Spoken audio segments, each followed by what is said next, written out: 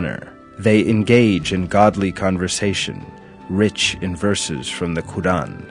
In truth, believers seek to establish the atmosphere of paradise here on earth. Their homes are therefore like those in paradise, where sincere and pleasurable conversation is held, where God's verses are read, and where the wisdom in those verses is discussed. Indeed, according to the Quran, the greatest act of observance is to remember God.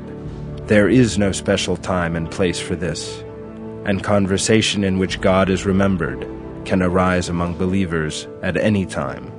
This is revealed thus in the Quran. People with intelligence are those who remember God, standing, sitting, and lying on their sides, and reflect on the creation of the heavens and the earth. Our Lord, you have not created this for nothing. Glory be to you. So safeguard us from the punishment of the fire. Talk in which God is not mentioned, in which God is not praised, are empty incantations that trouble the human soul. For example, when believers see an attractive house, they speak about it, because attractive homes are one of the blessings of paradise. Speaking about that subject increases the believer's enthusiasm and desire to attain paradise. Believers never forget that this house and the world itself are but transient, that they will one day disappear, and that God has created them as a test for the faithful. Unbelievers, too, may talk for hours when they see such a house, but that talk merely reinforces their attachment to this world. Believers remember God in all that they say, and remind one another of Him at all times. That is the source of the peace and contentment in their hearts. In one verse it is revealed that only in the remembrance of God can the heart find peace.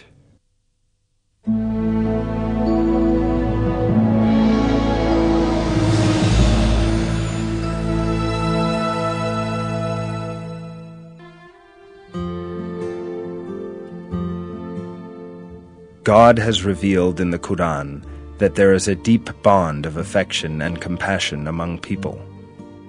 Thus, having this concept of friendship, believers aspire to eliminate all factors likely to cause trouble for one another and to create a peaceable and comfortable environment.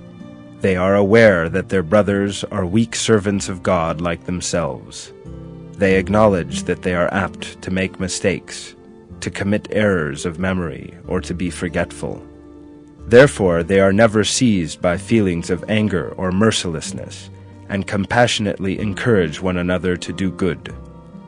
Believers show their compassion by encouraging one another to engage in such deeds as would be most likely to earn God's blessing.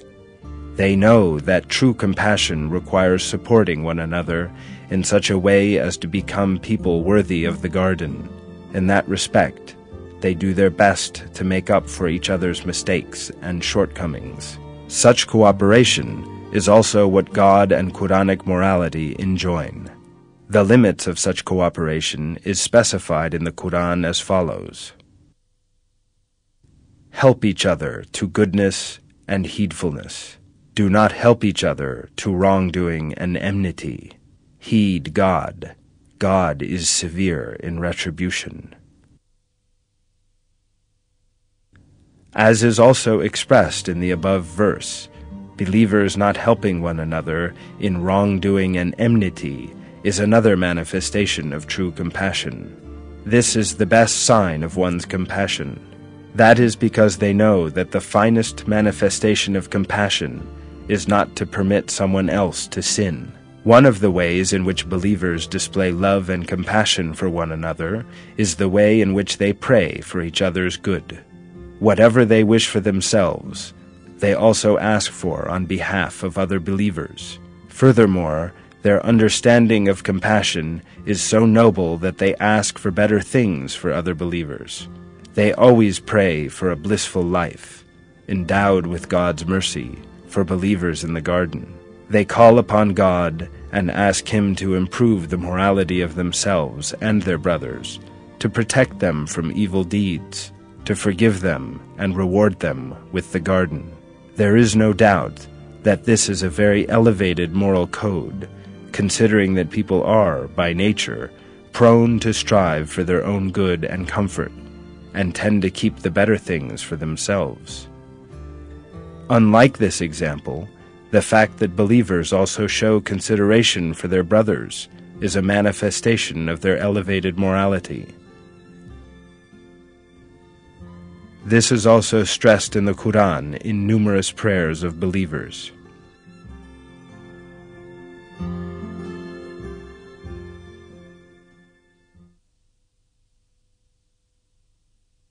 Those who have come after them say, "Our Lord, forgive us and our brothers who preceded us in faith, and do not put any rancor in our hearts towards those who believe.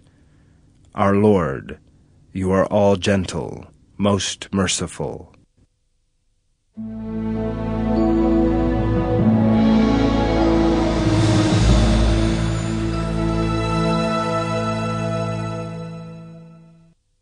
God has described a believer's state of mind, behavior, and superior moral values in a great many verses.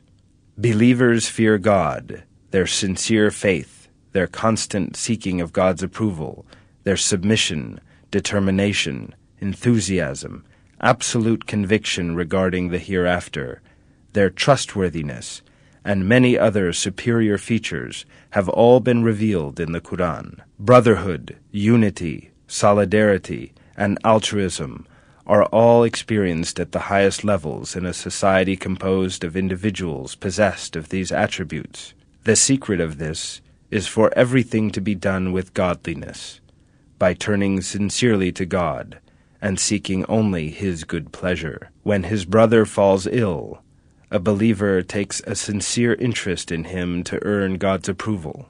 He loves his brother for God's sake. He avoids argument and overcomes his anger for God's sake, because the proper thing to do is to spend every moment in good deeds, hoping only for the approval of God and expecting no reward.